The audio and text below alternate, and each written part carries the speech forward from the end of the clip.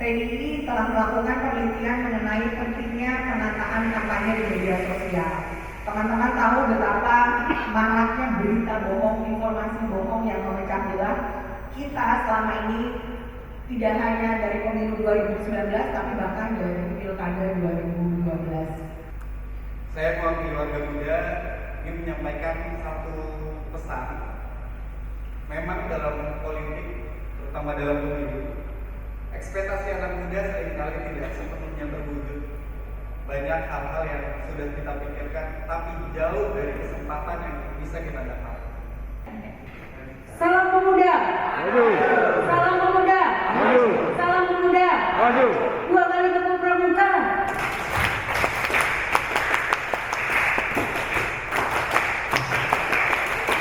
Terima kasih. Oke, kita coba ya.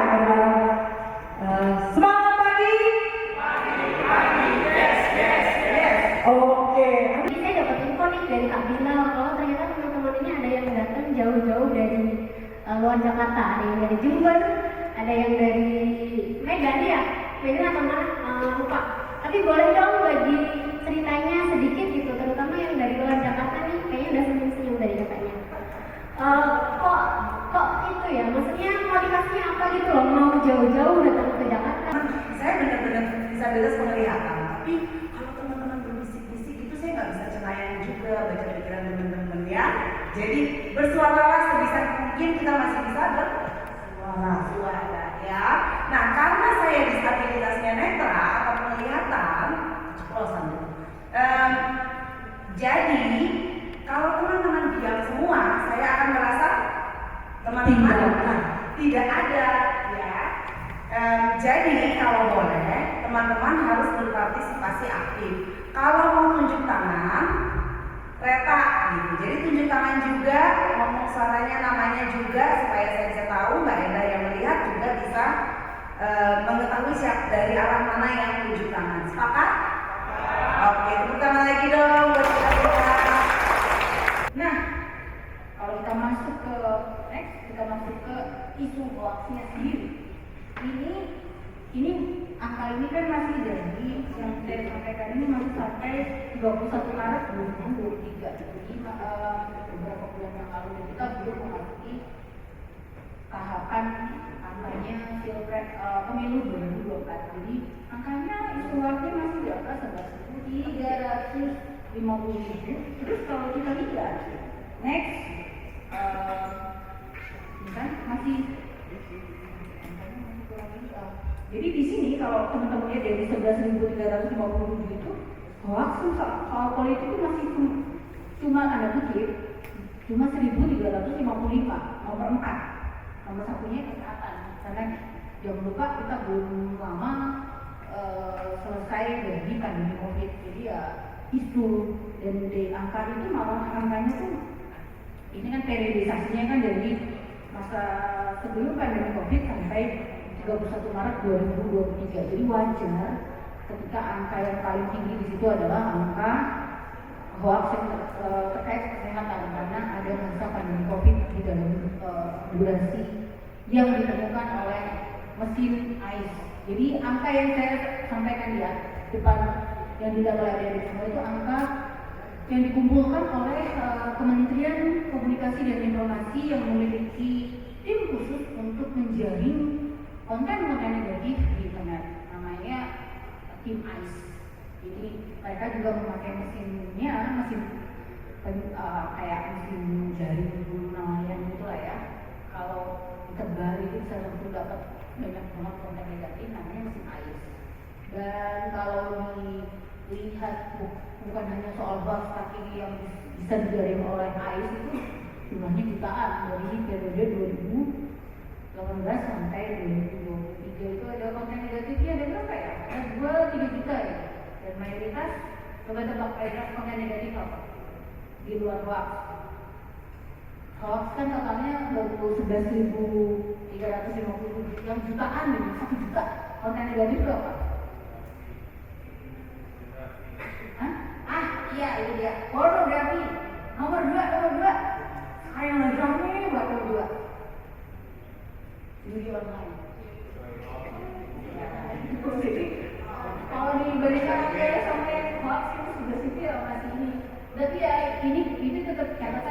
belum memasuki musim transisi tahun politik ya. Nanti tahun politik itu angkanya akan naik tuh, angka hoax yang itu akan naik. Ini contoh aja, next itu contoh 4 tahun yang lalu waktu pemilu 2019, di mana ini periode yang disampaikan oleh tim ICE itu periodenya masa kampanye pemilu tahun lalu, tahun 5 tahun yang lalu, 4 tahun nih karena kita baru 2024. Disitu bisa dilihat hoaxnya ada 1124 dibandingkan kalau bisa kita lihat ya jumlahnya udah sangat banyak kan, hitungannya hanya berapa bulan dibandingkan dengan angka yang tadi. Next, kita akan bahas dulu sebenarnya hoax itu apa sih. Kalau ini hoax itu sebenarnya definisi yang paling gampang yang sebelum slide ini. Hoax, sebelumnya Mbak. Nah itu dia, hoaxnya berita bohong. Itu berita di sini. Kalau saya teman-teman mau agak lebih dikit baru next. Nah ini yang versi yang agak lebih dikit dan nanti akan perdebatannya juga suka panjang. Jadi kalau mau menentukan misinformasi sama disinformasi, jadi bedanya apa ini sama dari niatnya? Bagaimana kita tahu niat seseorang? Dia memang niatnya mau merugikan orang lain atau dia niatnya nggak sengaja aja? Jadi ya selama ini kemudian sering dibahas di negara kita, kan mereka kan orang yang menyebarin hoax itu kan rata-rata misalnya kakek nenek kita, tante sama paman, om, kemudian apa bule itu kan menyebarin itu karena bukan berniat untuk membuat kehancuran atau merugikan orang lain, tapi lebih malah biasanya karena kepedulian kayak penculikan anak gitu. Ada kasus penculikan atau kemudian ada ini ada informasi soal obat daun sirih bisa menyembuhkan kanker gitu. Lebih karena ini kayaknya bisa menyelamatkan orang lain, malah itu ternyata baik meskipun informasi itu ternyata salah atau tidak benar. Jadi ya di sini nanti istilah ini kemudian juga kalau dipraktekkan ke dalam kehidupan sehari-hari mungkin akan berdebatnya panjang. Tapi nggak apa-apa kalau pas lagi mau kuliah atau kalian mau bikin paper pakai yang ini ya, kalian juga akan memberikan. Kalau untuk praktek sehari-hari pakai kata yang gampang aja, udah bohong, ini fitnah, yang pakai yang bahasa gitu. Jadi ini juga perlu adik-adik ketika kita berkomunikasi yang ke publik umum itu tidak selalu bukan menggunakan istilah-istilah seperti misinformation, low information, falseness atau apa kita kerjain agak pusing lah nanti kalau mau edukasi atau memberikan konten di para pemilih nanti. Pakai aja pakai bahasa-bahasa yang keseharian atau mungkin kalau pakai bahasa daerah sesuai dengan wilayah masing-masing itu juga akan bermanfaat. Ini yang next itu soal definisi ujaran kebencian, tapi secara umum ini juga agak panjang. Tapi secara umum adalah ujaran kebencian adalah sebuah ungkapan atau ekspresi yang menganjurkan untuk mengajak berupa ajakan untuk mendeskripsikan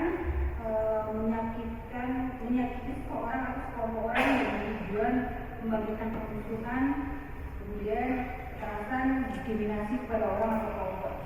Ini biasanya kalau kita mengingat sejarah di tahun politik 2019 nanti akan banyak ekspresi. Ujaran kebencian itu biasanya menjadi pintu pembuka untuk terjadinya persekusi. Jadi ya juga perlu diwaspadai oleh teman-teman semua nanti, terutama ketika kita mulai musim kampanye. Jadi jangan sampai kalau misalnya teman-teman sudah bisa mendeteksi juga akan adanya peredaran kebencian di sekitar kalian, di sosial kalian yang kemudian dekat dengan lokasi kalian, harus ikut berusaha untuk supaya jangan sampai menjadi persekusi. Karena kalau sudah menjadi tindakan yang tadinya adanya di dunia maya kemudian menjadi persekusi yang di dunia nyata, itu akan merugikannya, akan bisa mengambil nyawa seorang juga masalahnya. Dan ini kita bisa lihat dari dampak negatif hoax itu kan memang seperti itu. Kalau kita lihat dari sejarahnya. Next, bagaimana ujaran kebencian itu kan bisa menimbulkan perasaan panik, kemudian tidak aman, bingung, dan perang bahkan. Beberapa contoh di soal keributan itu kan kita pernah misalnya kalau yang paling baru gimana ya di Papua ya yang ada informasi soal penculik ya yang kemudian menimbulkan pengeroyokan pada yang dituduh sebagai penculik itu kan ya biasanya keributan yang menimbulkan seperti itu atau maling gitu misalnya kalau maling dulu ada maling stiker ya daerah Jawa awal mulanya isinya beredar melalui WhatsApp dan itu berakibat pada tindakan restitusi lagi. Next, ini juga next ini nanti juga teman-teman perlu catat jadi jangan karena yang bisa tertipu oleh waktu kan jangan dikira kalau orangnya berpendidikan tinggi gelarnya sampai deret-deret 5 gelar belakang namanya itu kemudian dia menjadi imun ke apa enggak jadi yang bisa tertipu hoax itu semua orang tidak peduli dia tingkat pendidikan seperti apa jenis kelamin juga nggak ngaruh umur juga nggak ngaruh jangan kemudian ada anak-anak muda lebih imun terhadap hoax dibandingkan orang tua enggak juga kan tergantung dengan hoaxnya itu apa. Contoh misalnya ini nggak mesti ini istilah yang tidak terlalu kaku misalnya soal kasus fraud gitu penipuan gitu kan anak-anak muda yang menggemari K-pop itu kan banyak sekali mengalami kasus juga ditipu oleh sesama K-popper kan karena itu anak muda harusnya kan secara ini kan penipuannya biasanya mengalami saja karena saya sebutkan kan menggunakan media sosial kemudian menggunakan ini pikiran digital gitu jadi yang kita asumsikan bahwa anak-anak muda itu lebih melek digital lebih melek internet jadi lebih sulit ditipu atau lebih sulit untuk dipengaruhi dengan informasi bohong enggak juga yang mungkin anak-anak muda lebih imun terhadap isu politik hoax atau kebohongan soal politik bisa jadi karena anak muda kan cenderung tidak beda dengan generasi yang lebih senior misalnya yang memiliki ikatan sejarah yang lebih dalam itu kalau yang senior dibandingkan anak muda cenderung lebih tidak memiliki kecenderungan untuk mengidolakan seorang tokoh politik sedemikian rupa seperti warga yang senior ini kritis politik tapi kalau tadi isu soal yang berkaitan sama idol biasanya itu berkaitan sama ekonomi juga ternyata nggak juga mungkin bahkan yang generasi lebih tua justru kalau dapat info itu lewat media sosial enggak ini kamu nggak usah jangan percaya ini orangnya aja kelihatan nggak kurang ini ya masa suruh transfer kayak gini justru mungkin orang-orang yang lebih senior yang tidak menggemari tokoh idola itu akan lebih waspada. Jadi kalau misalnya dikatakan bahwa anak muda itu lebih imun, lagi-lagi tidak karena semuanya itu potensinya sama untuk mendapatkan informasi bohong dan kemudian mempercayai tidak sama. Next, ini hanya untuk kenapa orang berpendidikan tinggi itu tetap bisa percaya. Tadi pertama karena kalaupun ada orang bergelar 5 gelar di belakangnya kan biasanya dia ahli di satu yang penjelasan saya tadi dia ahlinya kan biasanya kan juga satu keahlian aja kan tidak selalu ahli di semuanya gitu loh. Jadi bahkan seorang dokter pun bisa kan percaya sama hoax politik itu dokter loh maksudnya dokter bahkan itu sudah bukan hanya dokter S1 tapi sudah spesialis itu bisa percaya sama hal-hal yang tidak di luar keahlian, yang percaya dengan kebohongan di luar keahliannya. Next. Nah ini dia ciri-ciri hoax ini. Sebenarnya ini ciri-ciri yang udah klasik banget. Ini udah kami sampaikan udah dari pemilu yang lalu dan kita sampaikan ciri-ciri hoax kayak ini. Judulnya bombastis, sensasional, provokatif, menimbulkan ketakutan dan permusuhan, sebelumnya tidak jelas, disertai dengan kata-kata ini. Kata-kata yang paling teman-teman terutama yang masih punya Facebook gitu kan amin sih bagikan masuk surga itu biasanya sekarang pun masih sering dipakai untuk Facebook, YouTube, dan juga jadi guyon sama anak muda sekarang. Nanti di kolom komentarnya sih kayak gitu semua, amin, masuk surga 1, 2, plus 2, plus 3 kayak gitu. Ada contoh nih yang Mbak bisa tolong di videonya tadi Mbak. Jadi ada contoh nih bagaimana hoax itu masih disebarkan. Ini baru disebarin 2 hari lalu di salah satu WhatsApp grup yang saya ikutin.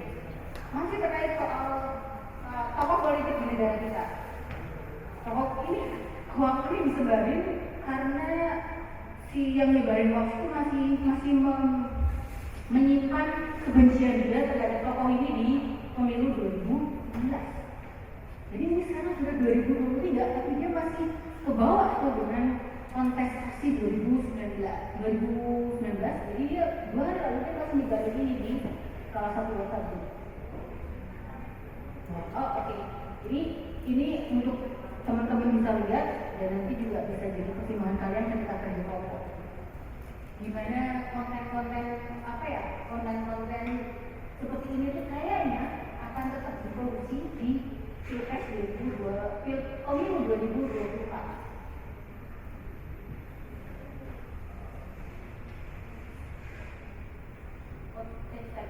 Oke. Jadi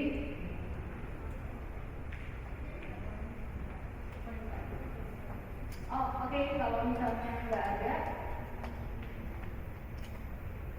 nggak bisa ya. Kalau nggak apa layarnya itu juga yang ditampilkan kayak contoh-contoh yang di presentasi kita bisa juga kok. Udah tadi dicoba kok sekarang nggak bisa. Oke, yaudah, jadi ada videonya bermasalah untuk ditampilkan, tapi di video itu mengenai kebohongannya itu terkait dengan kecelakaan kereta api cepat Jakarta Bandung. Jadi videonya itu ada beneran kecelakaan, terus narasinya adalah rezim Jokowi, apa ya? Kali-kali provokatif lah. Kalau baca itu udah kayaknya yang buat itu bener-bener menyimpan kebencian yang sangat dalam terhadap rezim ini pakai J kalau pakai J. Rezim Jokowi ini tuh bener-bener tukang bohong, tukang ngibul, tukang dusta, sampai kecelakaan kereta api aja videonya domit. Jadi ada video kecelakaan kereta api, videonya kabur gitu, terus dari situ ada narasi-narasi, ditambahin narasi-narasi dari tentu saja tokoh-tokoh yang anti pemerintah gitu. Misalnya ada di video itu Rocky Gerung ngomong apa di terikat dia dimasukin ke video supaya sesuai dengan narasi tadi, rezim pembohong, rezim suka menutup-nutupi menyisakan rakyat, meninggalkan hutang. Berapa tadi di situ di videonya karena kan proyek kereta cepat itu kan dari hutang Cina kan, Cinanya ditulisnya juga dari Cina gitu kan, CINA, terus segala macam hal ekonomi politik semuanya dimasukin dalam video gitu. Jadi itu nanti kemungkinan model seperti itu tadi baru disebarkan 2 hari lalu itu akan dipakai disebarkan di pemilu 2024. Yang ini yang saya contohkan di situ kan juga kalimat provokatifnya. Nah ini kalimat provokatif dari sosialisasinya itu bahkan itu pemilu 2020 itu pas pemilu 19 dari 2019 antara satu kandidat soal Jokowi, satu hoaxnya lagi soal Prabowo. Itu kan 2019 dua capres kita kan adalah Prabowo dan Jokowi. Contoh yang kalimat provokatif dan sensasional, terus yang menimbulkan keresahan lebih, yang saya contohkan lebih ke next yang video yang menimbulkan keresahan itu biasanya berkaitan sama pendidikan anak dan Bapak kalau misalnya udah nggak bisa kita ini aja. Dan yang paling aneh itu yang slide nomor 24. Next. Amin viralkan masuk surga itu juga banyak tuh. Terus saya juga saya mau ngasih catatan kan di sini next lagi ada soal kalau sumber informasinya itu tidak jelas atau kalau misalnya medianya itu tidak terdaftar di Dewan Pers, berarti itu hoax atau kemungkinan besar hoax. Nah, catatannya adalah next. Nah, ini kan secara umum memang begini ya, adik-adik, secara umum memang begini, tapi kita juga harus memberikan tambahan bahwa media-media mainstream yang terdaftar di Dewan Pers itu juga tidak imun terhadap hoax. Bahkan kalau yang saya bawakan ini kebetulan yang dicetak bahkan. Jadi kan kalau media mainstream yang kemudian tampilannya itu di online kan masih bisa dihapus tuh beritanya atau kemudian dikoreksi lah. Jadi judulnya diganti. Ada bahkan yang ada beberapa media mainstream yang mengganti judul tapi tidak memberikan keterangan bahwa judulnya sudah diganti. Yang media mainstream yang bagus tentu saja ketika mengganti judul atau memberikan klarifikasi itu ditambah di bagian bawah itu keterangan bahwa artikel ini sudah mengalami perbaikan, perubahan judul, kemudian penambahan informasi, pengkoreksian informasi yang harusnya seperti itu yang di media online. Tapi kalau yang saya tampilkan ini belum saya screenshot dari orang gitu kan. Nah, media mainstream ini terdaftar kan di Dewan Pers kan, tapi dia ceritanya menuliskan Ahok dan memberikan Ma'ruf Amin, informasi Ahok dan memberikan Ma'ruf Amin pemilu 2019 saya kasih contohnya pokoknya pemilu yang lalu lah ya, itu tuh sumbernya yang ngomong tuh nggak ada gitu loh. Jadi setelah ditelusuri itu nggak ada yang ngomong gitu. Jadi ini bisa jadi waktu itu kita berkesimpulan ini kayaknya cuma omongan antar wartawan doang.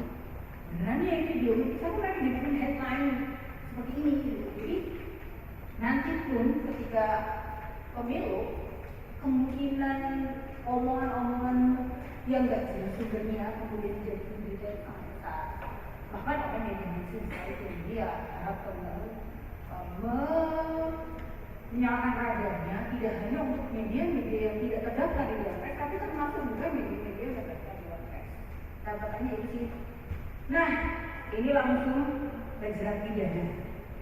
Jadi terkait sama peran yang bisa teman-teman lakukan sebagai mahasiswa dan juga peserta pemilih nanti, kalian bisa berperan untuk mengkampanyekan ini, menginformasikan juga ke para peserta pemilu yang mau berkampanye atau bahkan ketika kalian menemukan konten-konten negatif, kalian bisa pakai ini pengetahuan kalian soal ini.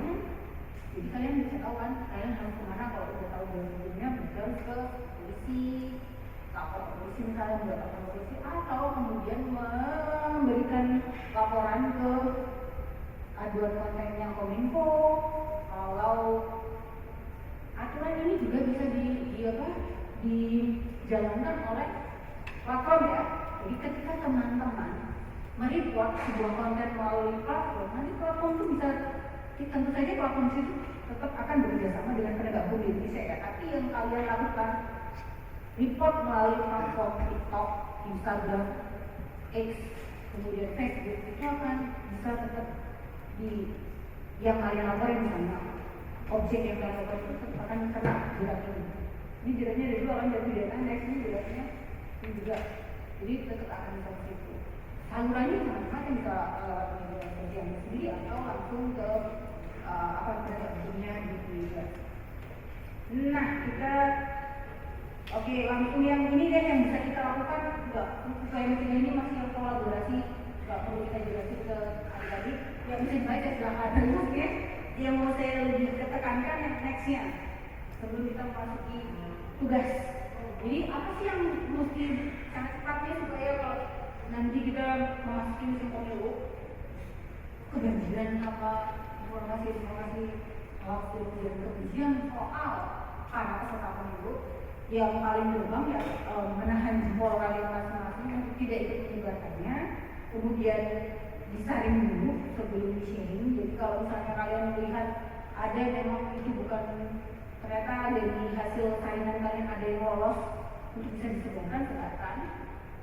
Kemudian kalau kalian punya waktu lebih ya mencari klarifikasi dari mesin mencari atau dari mesin mencari ini kan ketika kita mengetikkan satu kata nanti hasilnya itu dari media-media yang memberitakan soal kata itu atau fact checker.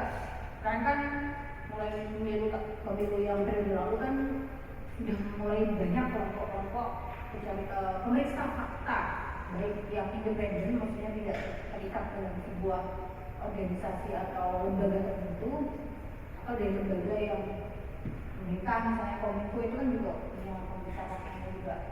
Dan yang paling banyak nih yang harus sebenarnya teman-teman peran teman-teman yang lebih baik sebenarnya di rumah itu yang paling bawah itu konten positif itu banyak. Masuk nanti kalau mau melawan konten-konten negatif yang terkait dengan pemilu, dia mesti lebih banyak konten edukatif yang terkait dengan pemilu itu sendiri atau kandidat-kandidatnya gitu ya. Itu teman-teman. Ya, jadi kita ya kesimpulannya silahkan baca ya. Tapi yang paling penting adalah tugasnya. Jadi kita mau membacakan tugasnya ya. Yes. Silahkan Mbak. Oke. Terima kasih untuk materinya kepada Mbak Astari. Saya tahu teman-teman saking semangatnya konsentrasi, saya mau bikin pantun dulu supaya kita sebelum main ke role play. Mudah-mudahan pantun saya cukup menggairahkan dan teman-teman nanti kalau dia bisa membalas pantun saya ada hadiah silver pin yang masih tergeletak nyata di sini. Coba ya. Sudah seharian HP lowbat. Pusing kepala banyak materi berat. Demi pemilu hebat dan sehat. Garing ya gue. Ya, siapa yang bisa menandingi pantun saya akan dapat ini. Oh harus lebih bagus, jangan menandingi kegaringan naik. Oke, nanti Claire dan Naila mungkin bisa memberikan pantun. Oke, kita bagi dua kelompok ya, Pak. Kita bagi dulu dua kelompok baru kita terangkan tugasnya. Jadi gimana ini? 1 2 1 2 1. Ya, Oke. jadi langsung pisah aja. Atau langsung bisa? Boleh. Boleh kan? 1 2 3 4 5 6 7 8 9 10 11 12 ya. 12 ke kiri, 12 ke kanan. Oke. Oke sip. Jadi yang kiri kami kelompok 1, kelompok 2 ya. Teman-teman sekarang kelompok 1 silakan bergabung di sebelah kiri. Ayo mau kursinya digeser, jadi nggak usah. Iya boleh kerja di sebelah kiri atau di sayap kiri dan sayap kanan. Sayap kiri sama sayap kanan. Kita pergerakan sayap kiri sama pergerakan sayap kanan. Yuk. Jadi mulai dari Ridwan sampai dengan Putra ya, yang kelompok 1. Ya, sayap kiri. Kemudian dari Lilis sampai Haris. Oke. Jadi sampai hari silakan jadi sayap kanan, ini kanan kirinya. Ada B? Ya kita kanan. Jadi kursinya diangkat, kursinya diangkat. Meja nggak usah, bawa kursi aja.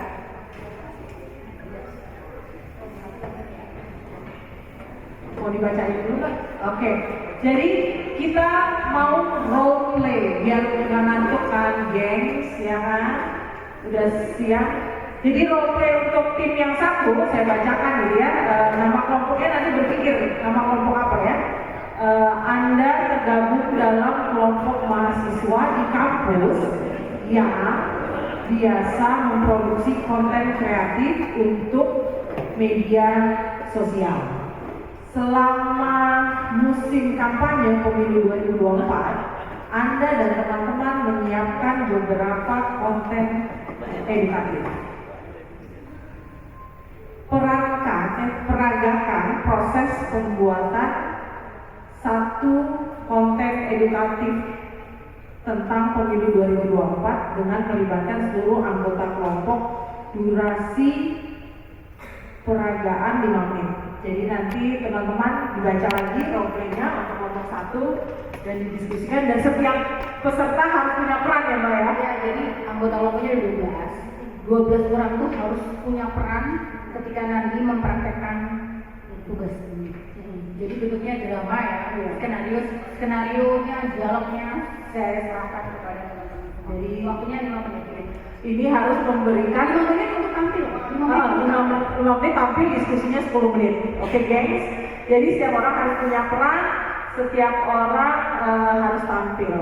Ya, ini pesan edukatif yang promotif. Ya, untuk role play kedua, musim kampanye Pilpres telah tiba. WA Group dan TikTok mulai dibanjiri video yang bernarasi hoax dan ujaran kebencian terkait kandidat capres yang berlaga. Apa yang Anda lakukan untuk menghadapinya? Peragakan solusinya dengan melibatkan seluruh anggota kelompok durasi kanan 5 menit. Jadi ini ada berita-berita buruk, hoax dan ujaran kebencian. Jadi teman-teman, bagaimana cara menangkal tersebut, dan setiap orang harus punya peran masing-masing. Oke, kita 10 menit terserah mau menyebar ke sebelah kanan, sebelah sana. Saya waktukan ya 10 menit. Yes.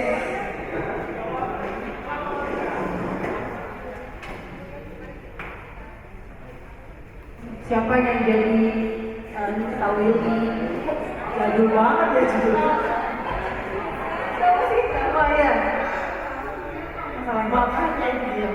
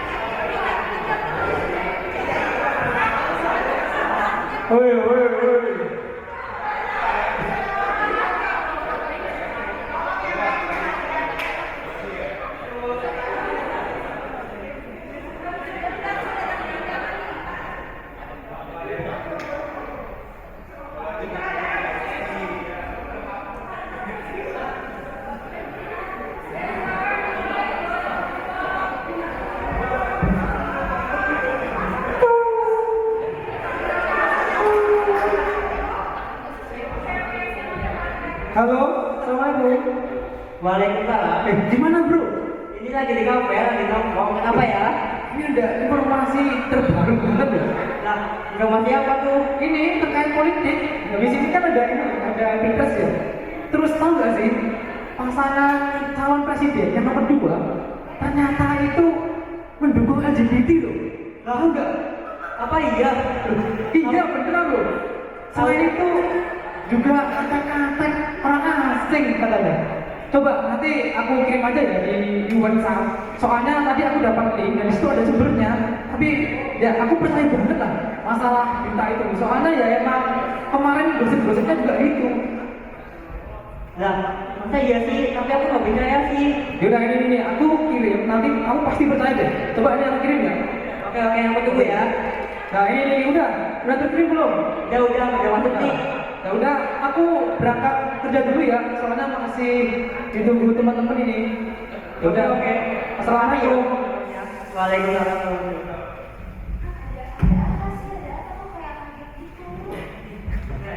Aku dapat info nih dari Rafael. Katanya tuh kalau presiden kita tuh itu mendukung LGBT korupsi. Katanya sih pasal nomor 2 ya, nggak tahu itu salah. Tapi ini ada linknya aja tadi di aku nih. Kalau ada beritanya mah benar Kak, kalau udah ada beritanya di sini pasti benar. Soalnya gue juga pernah dengar kayak katanya itu ada masih itu pengajuan sama pengajuan terus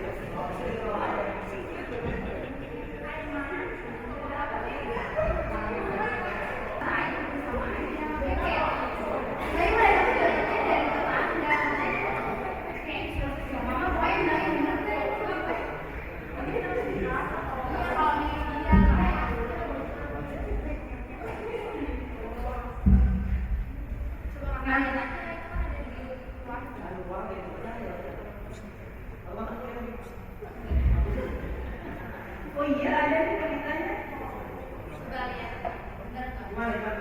Nah, ini beritanya berita hoax ini.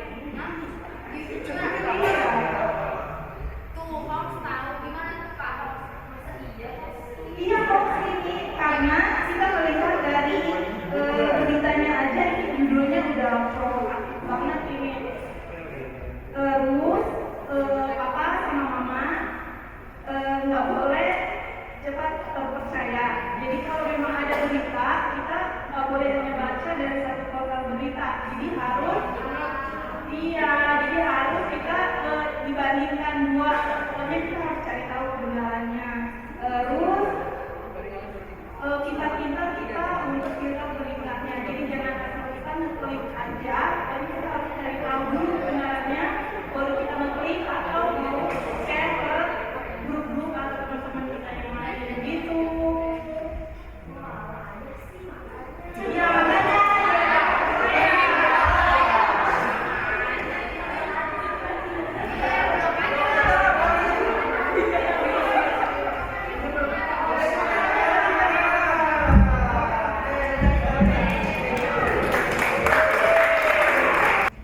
Suatu saat di Desa Bumi, Provinsi Maluku akan diadakan sosialisasi oleh para caleg. Segera kepala kampung masuk.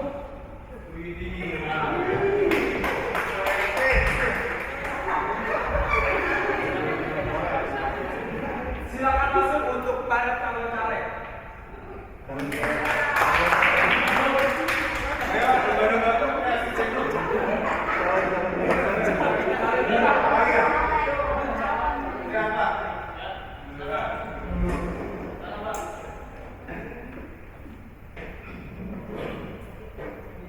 Di tempat itu ternyata lagi diadakan KKN oleh beberapa mahasiswa. Silakan masuk mahasiswa.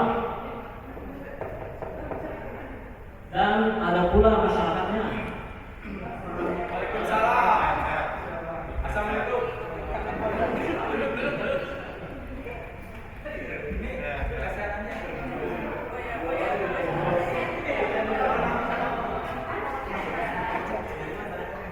Dimakan ini.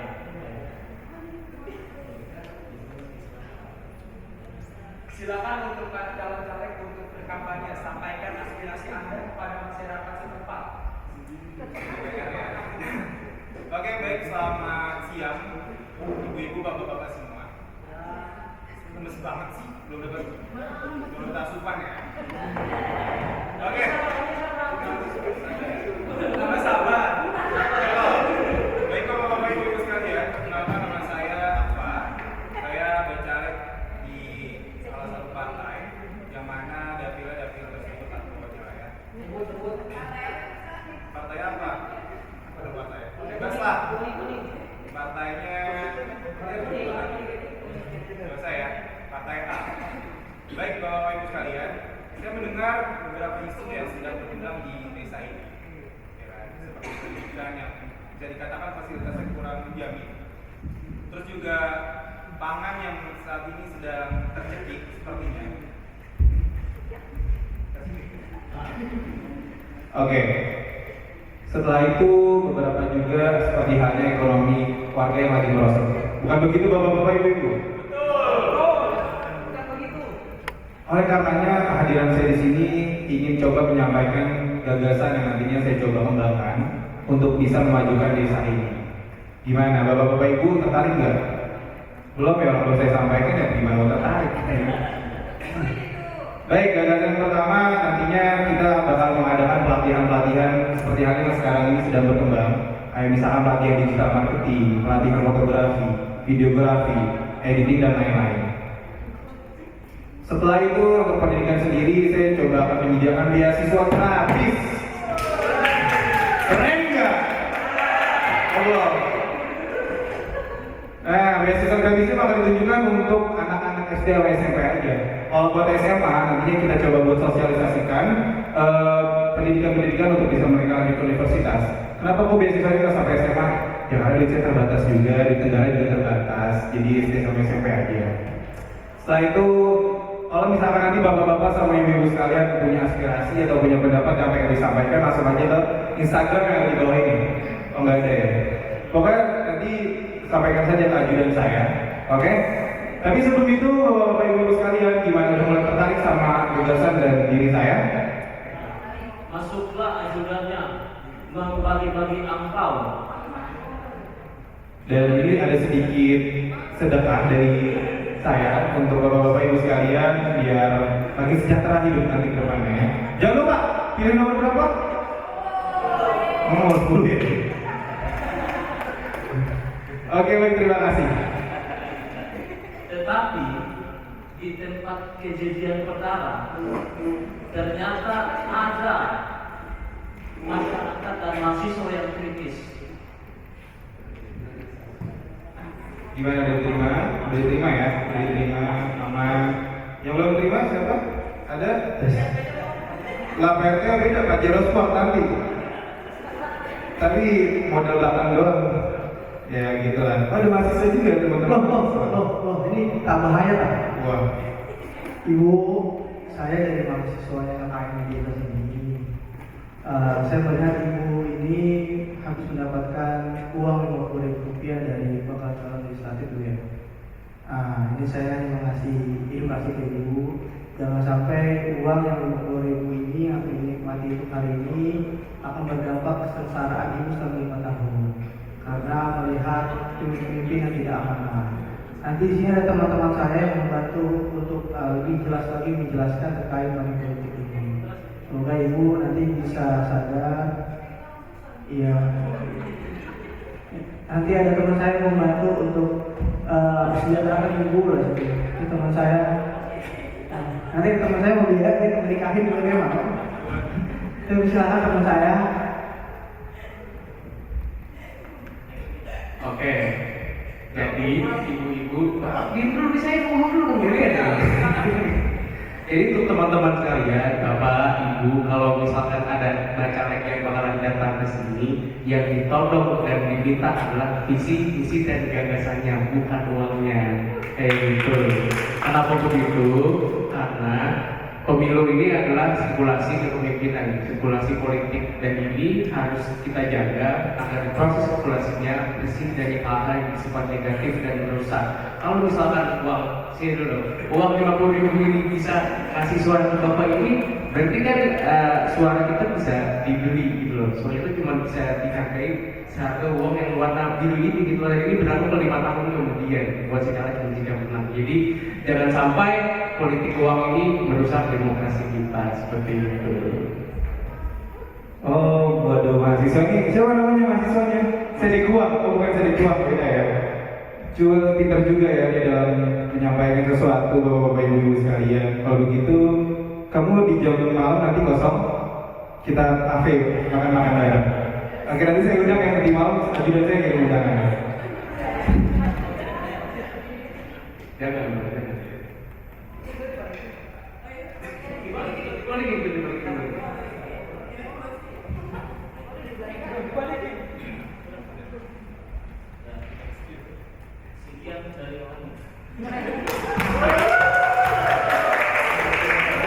Kan ada penutupnya tadi, briefingnya. Ada pantunnya dulu. Iya, Pak. Pantun dari mana terus? Di Jawa ada bekantan. Bekantannya ada di Jakarta. Kalau Indonesia pengen ada perubahan, jangan lupa pilih apa.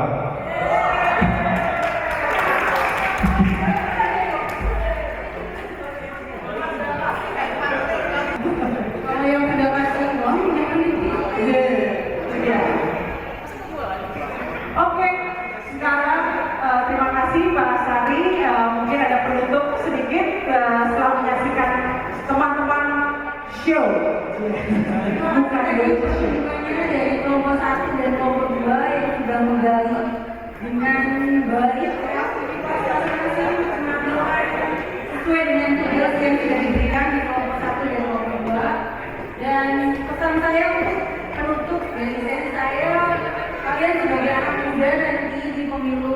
2024 bisa berkontribusi untuk memperbanyak konten positif supaya pemilu 2024 mengisi konten-konten edukatif soal pemilu peserta pemilu. Terima kasih. Assalamualaikum. Siapa yang mau bikin? Oh, mungkin yang mau bikin beri mantap. Beri mantap. Beri mantap. Berkali-kali.